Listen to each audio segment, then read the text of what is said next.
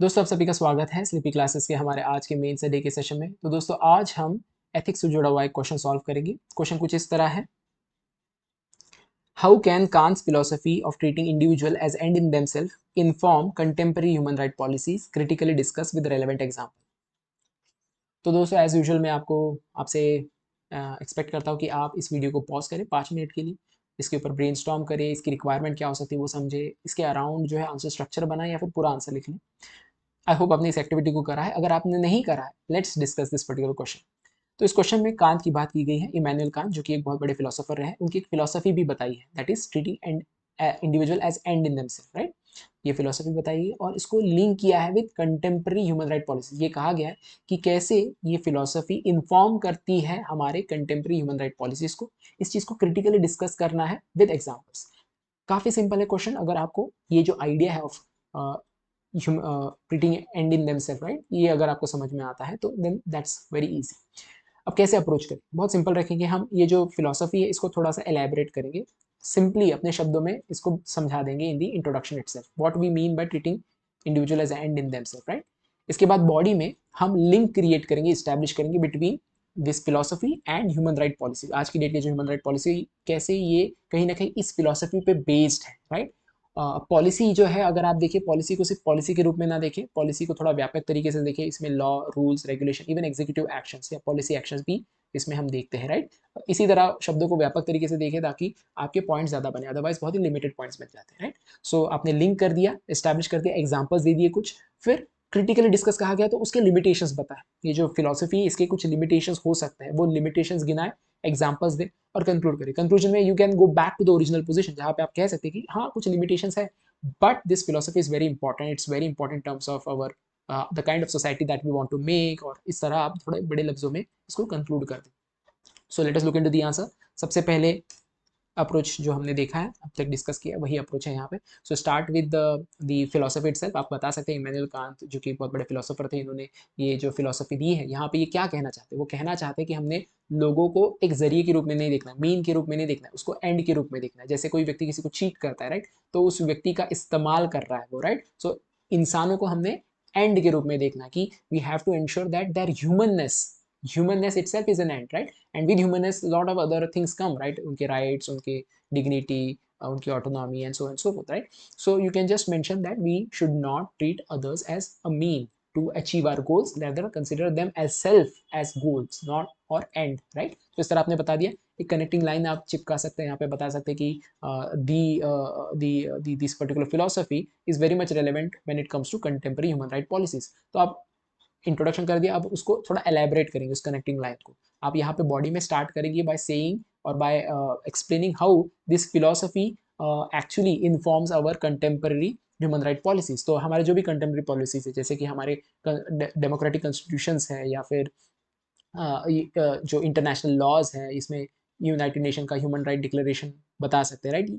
इनमें कहीं ना कहीं ये जो फिलोसफी दिखाई देती है, क्योंकि ये फिलोसफी जो है ये कुछ वैल्यूज़ को एस्पाउस करती है। जैसे कि यहाँ पे ये फिलोसफी एस्पाउस करती है dignity, non discrimination, freedom, right, autonomy, so and so forth, जो कि कहीं ना कहीं फाउंडेशन है when it comes to formation of constitutions और एनी इंटरनेशनल लॉ। जैसे उदाहरण नॉन डिस्क्रिमिनेशन की बात करें, राइट, तो एक समय पे आप देखोगे मैनुअल स्कैवेंजिंग जो है वो चलती थी, राइट। उसको लीगली एनफोर्स किया जाता था through our religious laws, right. तो उस समय व्यक्तियों को एज अ मीन के रूप में देखा जाता था, राइट, उनको एंड के रूप में नहीं देखा जाता। तो हमने लॉज लाए जो कि नॉन डिस्क्रिमिनेटरी थे।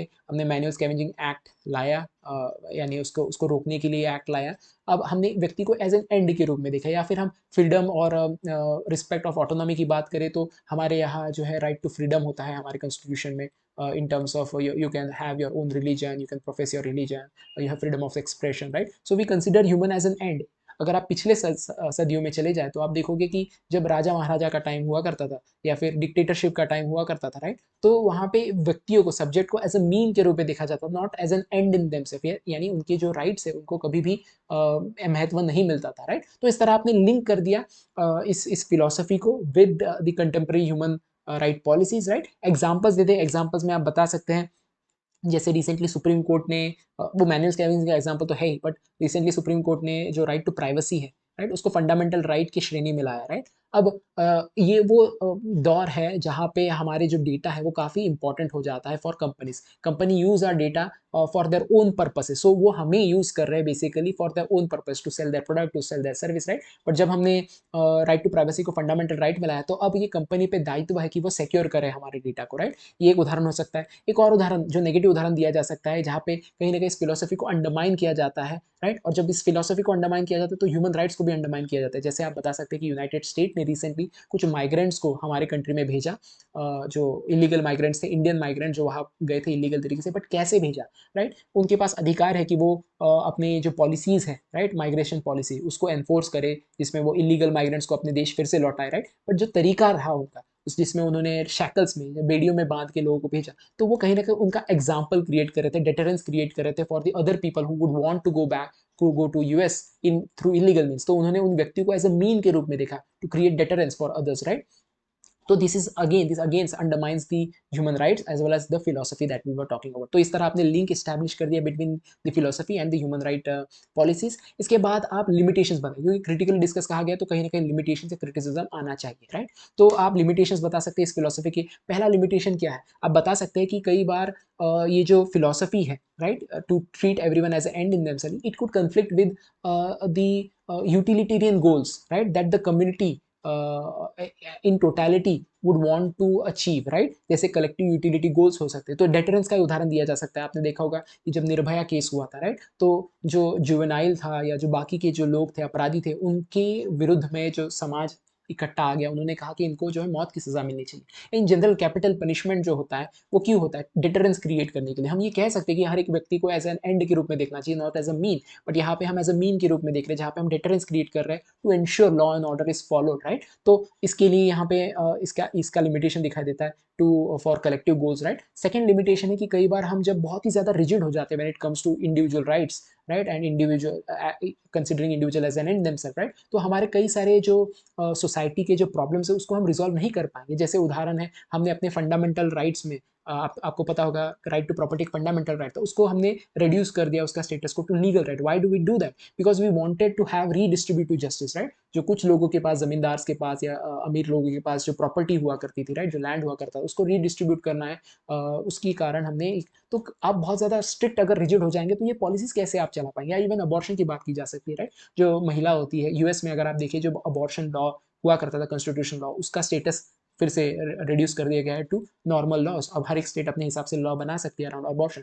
कई सारे स्टेट्स ने अबॉर्शन लॉज बहुत स्ट्रिक्ट कर दिया। अब महिलाएं जो है उनको अबॉर्ट करना डिफिकल्ट हो गया। तो कहीं ना कहीं वहाँ पे जो फीटस है उसके राइट की बात की गई है, बट जो महिलाएं है उसकी ऑटोनॉमी, उसको कहीं ना कहीं अंडरमाइन किया जा रहा है, ये पता चलता है। तो मोटा मोटी लिमिटेशन हमने बताया। अब आप कंक्लूजन में बता सकते हैं कि आप कह सकते हैं कि जो प्रैक्टिकल गवर्नेंस है, right, it may require balancing this competing interest. तो वो फीटल का इंटरेस्ट और मदर का इंटरेस्ट, वो जमींदार का इंटरेस्ट और जो लोग हैं जिनके पास जमीन नहीं है उनका इंटरेस्ट, राइट। तो ये कहीं ना कहीं compete कर रहे इंटरेस्ट, राइट। और इन इंटरेस्ट को बैलेंस करना जरूरी है। इसीलिए आपको कई बार इस जो फिलोसफी है that is treating end in themself, इसको भी बैलेंस करना पड़ता है विद कम्युनिटी इंटरेस्ट, राइट। तो ये जरूरी है, right. But at the end आप फिर से रीएम्फसाइज करेंगे कि ये जो treating every person as an end in themself, ये बहुत इंपॉर्टेंट है, ये फाउंडेशनल है when it comes to building a society. If we want a society that is built, that is just, inclusive, and compassionate, then it becomes very important, imperative that we ensure that our policy is based on this particular philosophy to great extent, right? Not in a totality, but to a great extent. इस तरह आप थोड़ा सा balanced view रख के conclude कर सकते हैं। सो आई होप आपको समझ में आया कैसे इस पर्टिकुलर क्वेश्चन को सॉल्व किया जा सकता था, राइट।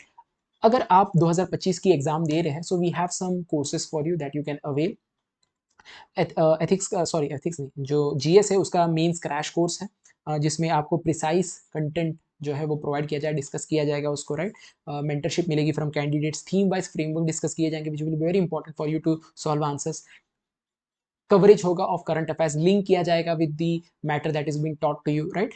इसके अलावा टेलीग्राम ग्रुप भी है, और ये सारा कुछ आपको मिलेगा at a very minimum price, right. So you can avail this. For more information you reach out to our number और our email address that you can see here, right. इसके अलावा अगर आपका पढ़ाई हो गया अच्छे से और आप बस टेस्ट देना चाहते हैं, इवैल्यूएट करना चाहते हैं खुद के लिए, तो हमारे पास टेस्ट सीरीज भी है जिसको आप अवेल कर सकते हैं, again eight a very minimum price.